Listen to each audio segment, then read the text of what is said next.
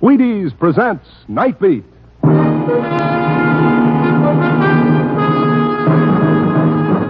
On stage tonight from Hollywood, Night Beat, another in the Wheaties' big parade of exciting half-hour presentations. Night Beat.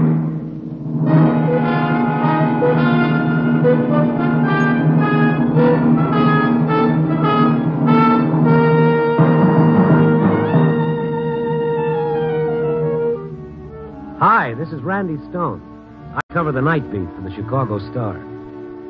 Stories begin in many different ways.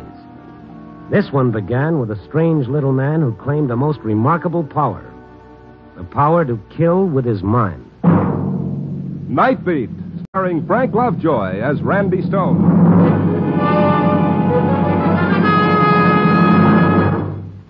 Suppose you were a kernel of wheat instead of people listening to the radio. Why, you'd have about as much chance of getting to be a Wheaties flake as you have right now to be president. Actually, less than 2% of all the kernels of wheat that hope to be Wheaties when they grow up ever set flake in a Wheaties box. That's how fussy the Wheaties folks are. Whole wheat for Wheaties has to be golden, perfect whole wheat. And when you buy Wheaties, that's what you get. Perfect whole wheat with all its nourishment. Of course, people, no matter who they are, can eat Wheaties, breakfast of champions. All they want, any time. And that includes you. Have some. Tell your grocer we sent you.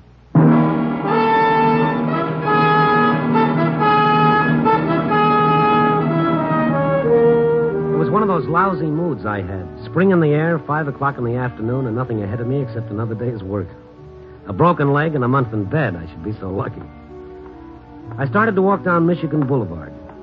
By the time I reached the art museum, I hated the whole world. Everybody was going home, and I was going to work. So, like a school kid playing hooky, I turned into a patch of grass landscaping the museum, and I sat down on a bench. At the other end of the bench was a little old guy. He was thin as Melba toast, and he was staring at a pigeon perched on the fountain. I was beginning to feel persecuted, like I was the only one in the whole wide city who had to go to work. In a nice, lazy kind of way, I was beginning to wish I was dead. I wish you were dead. At first, I didn't know where the voice came from. There was no one in back of me. There was no one around except the little guy at the other end of the bench. There. I did it again. You know, that's not a very nice thing to say to somebody you don't even know. Oh, I'm sorry. I didn't think you hurt me. Oh, certainly I heard you. Why would you wish a thing like that on me? Oh, but I didn't mean you. Not at all. Because if I did, you would now be dead. You mean I would be dead? It's terrible. Just terrible. Well, if it wasn't me, you just said that too, then who was it? The pigeon. Pigeon? The one that was on the fountain. I see. And what happened to the pigeon? He died. The pigeon died? Oh, yes. It'll happen every time. I'll get the bird and show you. Yes, it's dead, all right. You see? Perfectly dead. Oh, now look, Mr. Fettle is my name. Yeah, Stone is mine. Randy Stone, and I guess I'll be running along. Oh, I thought perhaps you could help me, Mr. Stone. You look like the kind of person who would understand. Yeah, I'm the harmless type that's always walking into a confession. Well, you see, it's something I can't tell to just anyone. Yeah, well, some other time. I'll be seeing you. Oh, that's the way it is. Everybody's interested in only themselves. Well, get rid of that bird. It's not very pleasant sitting next to someone holding a dead thing in his hand. Oh, of course. If I put it over there under the bush, would you listen to me? Maybe if I talked about it, it might help. You're not a policeman, are you? Oh, no. I'm a newspaperman. Oh, that's good. Yeah, get rid of the bird. And then you'll listen to me? Yeah, I'll listen to you. Oh, that's very good of you, Mr. Stone. I'll just put it down over here. He was a cute little old guy who didn't seem to fit into a world of aeroplanes and the Geiger count. He was still wearing a white celluloid collar and a tarnished diamond stick pin and a black tie. He was as clean as grandmother's old lace and just as faded. His white hair bulged from an old fedora hat, and his eyebrows looked like the prank of a makeup artist. They were untouched by age, and they were strawberry red. I was already feeling sorry for him, and I knew if I could, I was going to help him. He put the bird under the bush, and then he looked down at it and sighed. I didn't mean to do it. Sure, I understand. Now, What's bothering you? You see, I killed that bird simply by looking at it and saying that I wished it were dead. Oh? Oh, I see. Mm-hmm. You wished it was dead and it died. You heard me, didn't you? You wouldn't think a thing like that was possible, would you? Well, I don't know. If I remember correctly, there was this fellow King Midas. He had a pretty good thing, too. All he had to do was touch something and it turned into gold. Oh, of course, that was only a fairy tale. You're not poking fun at me, Mr. Stone. You're not implying that I made this up. Oh, now, don't get touchy. It's pretty hard to get used to. All you have to do is wish a bird is dead and it dies. Anything. A bird or even a person. And they die. Well, that's quite a power you got. You don't believe me, do you? You ought to get a hold of yourself, don't you think? I knew I shouldn't have said anything at all. All right. Now, let's say I believe you. What do you expect me to do? I'm getting afraid of myself. I can become dangerous. Well, don't wish those things and you won't be dangerous. But if I ever hate like I once did, then I'm not responsible. The words would just come out. It would happen. You mean you could wish I was dead or anybody and they'd die? That's what I've been trying to tell you. I don't want to hurt anybody, Mr. Stone. You still don't believe me. Oh, I think it's a perfectly wonderful story. Now I gotta go. Oh, please don't go. Don't leave me, Mr. Stone, please. Oh, take your hands off my coat. Do you mind? I want to go to work. But listen, I killed a man. Oh? I killed Mr. Brown. Mr. Brown? Arthur E. Brown, president of the Utilities Loan Company. Uh-huh. You killed him. I was the one. It was the urgency and the way he wrung his hands together that got me. I felt pretty foolish sitting there on a park bench listening to the most fantastic kind of nonsense. For 40 years, he worked for this company. He never married. He lived a lonely life. The only pleasure he had was his job. But he was getting old. And then one day, it was on a Friday, he got his paycheck from the head bookkeeper. Thank you. Oh. But this is a mistake, a terrible mistake, Miss Johnson. This check is too much. Let me see. Oh, I don't think so, Mr. Fettle. Oh, but that's 3 weeks' pay. 2 weeks more than I've got coming. It's not my vacation, you know. I always take mine in July. Yes, I know, Mr. Fettle. Then you better rectify it, Miss Johnson. I'm sorry no one told you. On the back of the check, Mr. Fettle, that slip of paper. Oh? You mean this? Mm-hmm. Why, that's a 2 weeks' notice. Oh, that's a terrible mistake. I hope so, Mr. Fettle. Such a stupid thing. Imagine my being here so long. Why, everybody knows. I better see Smitty about this right away. Smitty's been transferred to the Ohio branch. Since when? 5 weeks ago, Mr. Fettle. Oh. Well, then I see the new fellow. I don't like to embarrass him, but I must bring this to his attention. I'm sorry, Mr. Fettle. But you don't understand. You're new here. Yes, Mr. Fettle, but there's nothing I can do. Well, I'll have to go to someone who can. Who is it that's over you? Well, you might try one of the vice presidents. Of course, Mr. Fettle, you realize I had no idea. Why don't you see the treasurer? I'm really quite sorry, Mr. Fettle, but really, it's out of my hands. I see. No one will take the responsibility. No one cares. Sending me from one to the other like I was some kind of thing being volleyed about. I'm going to the president. I'll tell Mr. Brown. Mr. Fettle went up another flight of stairs running, right through a whole pool of minor executives, straight into Mr. Brown's office. Brown was sitting there in an enormous leather chair, a very huge, fat man. His face was red and puffy. Instead of breathing, he seemed to gasp. He was that mad when Mr. Fettle walked in unannounced. What are you doing in my office? Mr. Brown, I just had to see you. There seems to be no one to take the responsibility for this. You see, I've been here so many years. They just don't seem to realize how long I've been here. I wanted you to straighten it out for me. Get out of here! But it's so unfair. Get out! I said get out of here! The hatred that had been piling up in Mr. Fettle had now found a target. He looked Brown squarely in the eyes and said it right to his face. Right out loud. I wish you were dead. You what? I wish you were dead. Oh, he's dead. Somebody, quick! Mr. Brown is dead!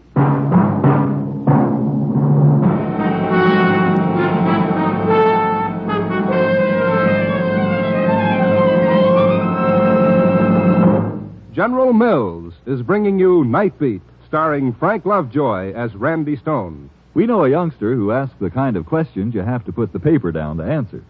So the boy wants to know, do the baseball champions really eat Wheaties like it says in the ads? Really? Honest?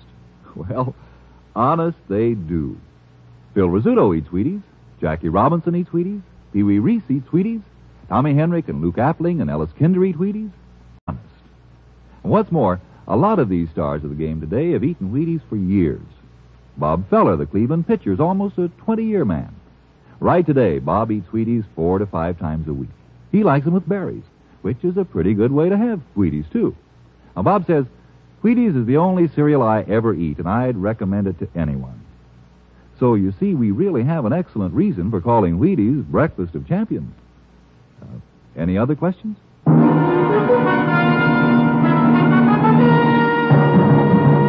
And now, back to Night Beat and Randy Stone. Sure, we've all thought about the idea at some time or other in our lives. And we could look at another person and wish he were dead, and bingo, it would happen. But then we all grew up, and we forgot about it. But here was this little old guy, Mr. Fettle, who not only believed this phenomenon about himself, but was determined to prove it to me. That's what I get for stopping on a park bench when I should have been on my way to the paper. So you see, Mr. Stone, that's how it all started that day in the office. Well, don't worry about it, Mr. Fettle. Coincidence. Oh, I wish you were right. But what about the flies? I'll bite. What about them? I'd hold them in my hand and say it. And then they'd stop buzzing and keep real still. Dead. Oh, you're taking yourself too seriously. Stop squeezing flies to death and stop telling yourself you're Superman. But what about the bird? It was perched on the fountain. I wasn't even near him. And I looked at him, and I said it.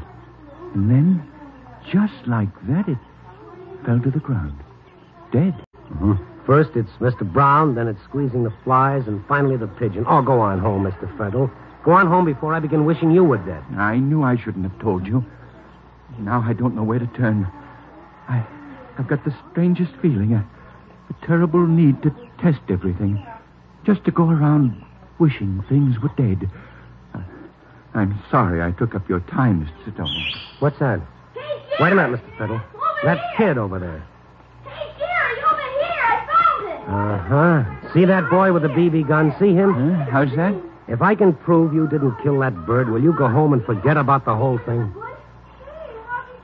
Those boys they're picking up the bird. They shouldn't do that. Hey, kid. What? What are you doing with the BB gun? Oh, nothing. You shot that bird, didn't you? It was an accident. Honest, mister. We didn't mean nothing. Come here now. Bring it over here. Run, Jerry, run. He's going to get us. Hey, come here. I'm not going to do anything. Come here. Well, they're gone, and they took the bird. But now you know, Mr. Fettle, it wasn't you. The kid did it with the BB gun, okay? You mean they thought they did it? I see. Okay, so you want to believe you did. It makes you feel important, doesn't it? Important? Yeah, it gives you a feeling of power, doesn't it? Oh, no, Mr. Stone. I feel like a murderer. Well, if you feel that way, why don't you turn yourself into the police? I've thought of that. But I'm not a stupid man. They'd either laugh at me or put me in an institution. And I'm not insane, Mr. Stone. Yeah, well, I'd like to help you, but I don't know what I can do to convince you. I can't sleep. I haven't eaten. And I'm in no condition to look for work. Oh, look, Mr. Fettle, we're going to put a stop to this nonsense right now. It's getting late. I got to go to work. Before I go, I'm going to settle this once and for all. Oh, anything you did, I'd appreciate. All right. Now, here I am sitting right next to you, right? Yes? All right. And now I'm standing up. See, I'm healthy. Nothing wrong with me, right? Well, of course. Now look at me. Well, I don't think I understand. Just keep looking at me. Well? All right, go ahead now. Wish that I was dead. Oh, but Mr. Stone, why should I do anything like that to you? You want to be able to go home and get a good night's sleep? You want to be able to eat and start living like a human being again? All right, go ahead. Wish I was dead. Why?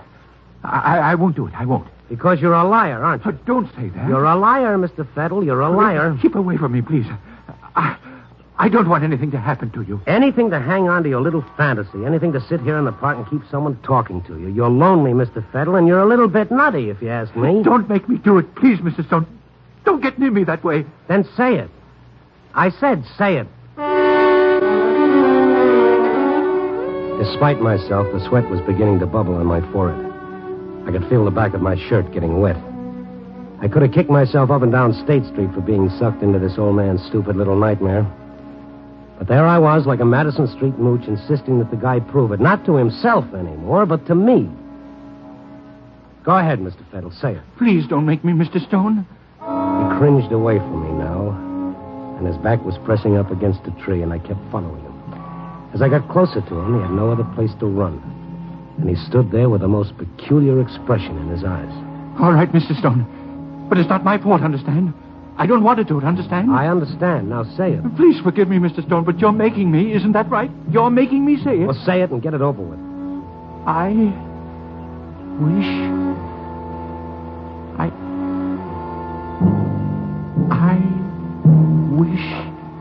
you were... I can't. I just can't. There's no use pretending I wasn't relieved. I felt both frightened and silly playing this little game. I just couldn't do it to you, Mr. Stone. I'm not angry. I've gotten to know you and like you. It's become so personal. I wouldn't want anything to happen to you. As he talked, his eyes became fixed on the building opposite the park. It was a tall building, and way up high, about the 18th story, there was a man up there washing windows. You see that up there? You see him? Oh, the window washer? There's nothing personal about him, is there? Just a speck crawling on the side of a building washing windows. You're going to start that all over again. Well, there's nothing personal about that. That speck up there, is there? Now, look, you're not going to drive me batty. Well, if you'll only believe me, I'll try to show you. You mean with the window washer? He's pretty far away, and it's so impersonal, and, well, it may not work. Of course it won't work. That's what I've been trying to tell you. Well, I mean my not knowing him. Maybe I have to know the person or be real close. Maybe I have to have an argument with the person or not like him. Yeah, like the pigeon. Oh, well, that was different. I actually looked into the pigeon's eyes, and he looked at me. And that's when I said it. Yeah. Oh, why don't you go home and go to bed? Read a good book. Forget about yourself. You're going? That's right. Oh, wait. I'll do it. I stood there watching him. He stared at the man on the 18th floor for a long time. As the man started to change his safety belt to move from one window ledge to the next, just as he took off one rope from the bolt in the window frame, Mr. Fettle started to whisper. I wish you were dead. It all happened in a split second. The moment he said it, the man on the window ledge lost his balance. First, the bucket came clattering to the ground. And then, the man hung suspended, dangling by one rope and clawing at the air to get back on the ledge. And then the rope broke.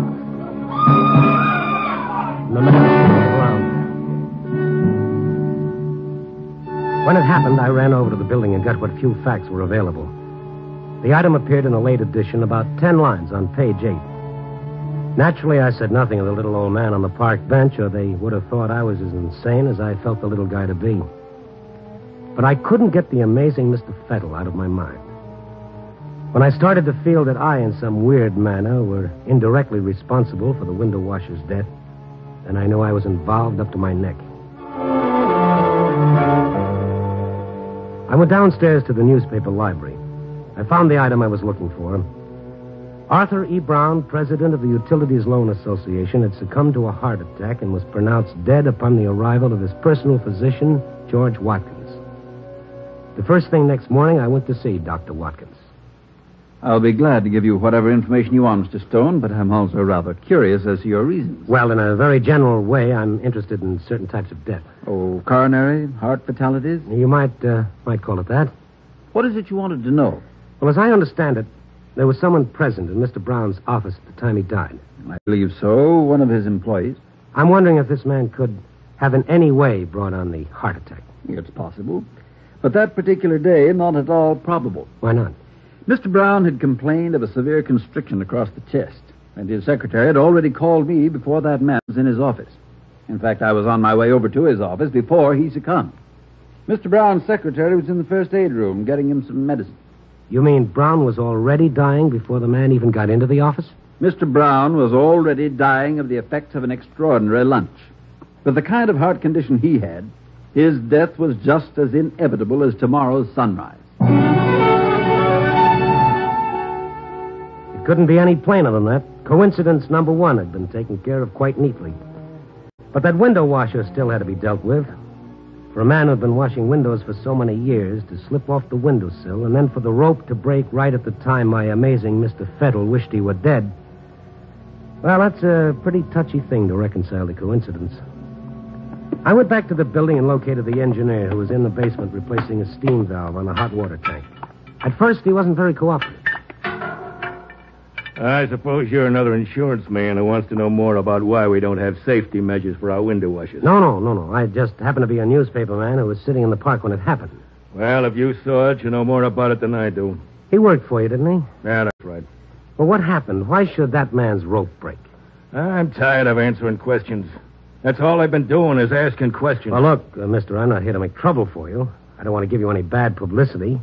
I want to know why it happened, but, of course, if you don't want to tell me, then I've got to believe that the building was responsible. If I warned him once, I warned him 100 times. His equipment was rotted through. I told him he couldn't go to work on my building unless he bought new ropes. He was pretty sore, but he went home. At least I thought he went home. What happened was he got lost in one of the bars on Clark Street, and when he was good and drunk, he came back. Without me knowing it, he went to work. He was drunk, that's what he was. It was nobody's fault but his own. If it wasn't for the fact that somebody else had suffered, the whole thing would have been funny. It was the most ironic joke that coincidence could play. On a pathetic old man who thought he had some kind of strange power, and on me, a sucker for anybody's story if they insist they've got one. I got Mr. Fettle's address from Miss Johnson at the place he used to work and went over to see him. He lived in an old boarding house. His landlady was a nice old gray-haired woman that was as interested in knowing where he could be found as I was. He hasn't been home since yesterday. And that's not like him. 15 years he's lived here. And he never spent a night away from home. But does he have any relatives or friends that he could have gone to? Not a soul, sir. The loneliest man I ever knew. But the nicest. Why, he just wouldn't hurt a soul. Well, I've got to find him. Oh, but something's wrong, isn't there? No. I've got a pretty important message for him, and it'll make things a lot easier on him when I tell him. I see. Can't you tell me? No, it's rather personal. Here's my number, though. You can reach me at the office. No matter what time he gets in, if you have any regard for him at all, please call me. I certainly will, sir.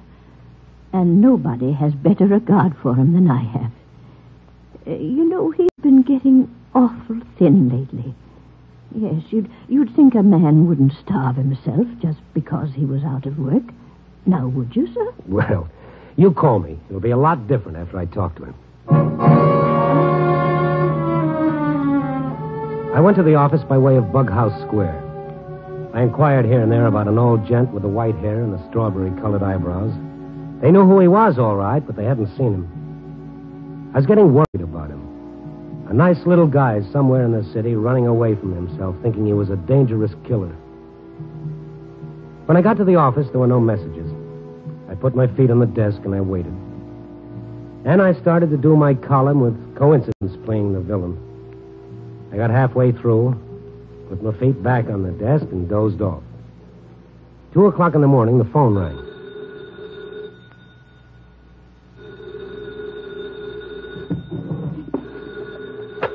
Yeah. Mr. Stone? Speaking. He just came in, just now. Who? Mr. Fettle. Oh, okay, thank you. I'm coming right over. When I got to the house, she was waiting and had the door open before I could ring the bell. Is he in bed? No, Mr. Stone. He's sitting in his easy chair. His room upstairs? It's no use going up there, Mr. Stone. Well, what's wrong? Well, as soon as I called you, I put some soup on the stove. You see, I wanted him to have something hot to eat. I knocked on his door, but, well, he didn't answer. I opened it, and he was sitting in the easy chair. Before I got to him, his eyes went up at the ceiling. Then they closed, and his head rolled on his chest. He was dead. Well, I can't understand it. He wasn't sick. He was unhappy, but he wasn't sick. It doesn't make much difference now what he was. Poor soul. That's all that happened? Just what you told me? He didn't say anything? Well, he mumbled something, but it's not worth repeating. What? I want to know. Some sort of foolishness, Mr. Stone. Well, tell me. I've got to know. I'm sure I heard it wrong.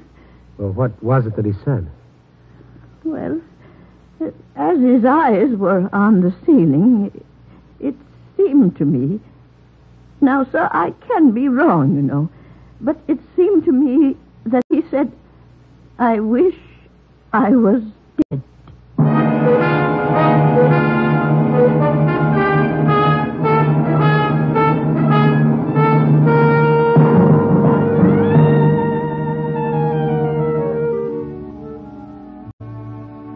Sitting on a park bench in the warm sun doesn't always lead to peace of mind. Not if you happen to be a harmless little guy who draws the ace of spades every time he makes a wish. Of course, we know that everything that happened was just coincidence. We all know things like this don't happen. You know, like the flying saucer. Copy, boy.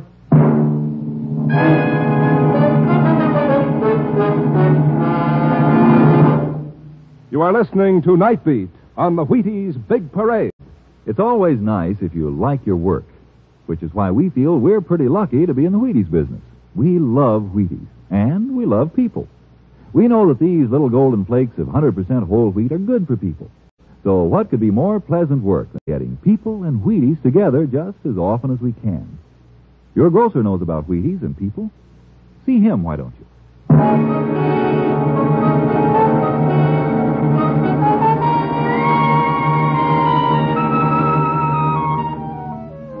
Night Beat, starring Frank Lovejoy, is produced and directed by Warren Lewis and edited by Larry Marcus. Tonight's story was written by David Peltz, with music by Frank Worth. The part of Mr. Fettle was played by Bill Johnstone. Others in tonight's cast were Joan Banks, Martha Wentworth, Parley Bear, Charles Seal, Stan Farrar, and Jeffrey Silver. Listen next week at this same time and every week as Randy Stone searches through the city for the strange stories waiting for him in the darkness. And this is your Wheaties man, Frank Martin, inviting you to listen also on Wednesday night to Brian Donlevy in Dangerous Assignment on the Wheaties Big Parade. See you then.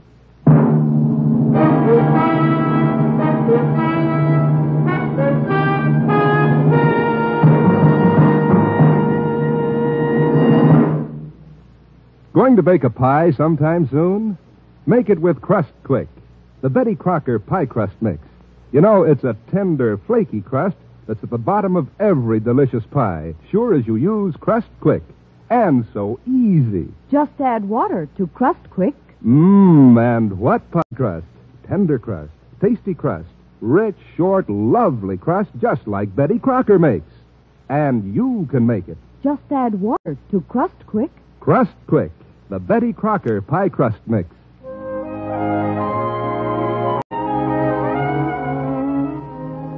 Night Beat came to you from Hollywood with portions transcribed. Stay tuned for Christopher London over most NBC stations.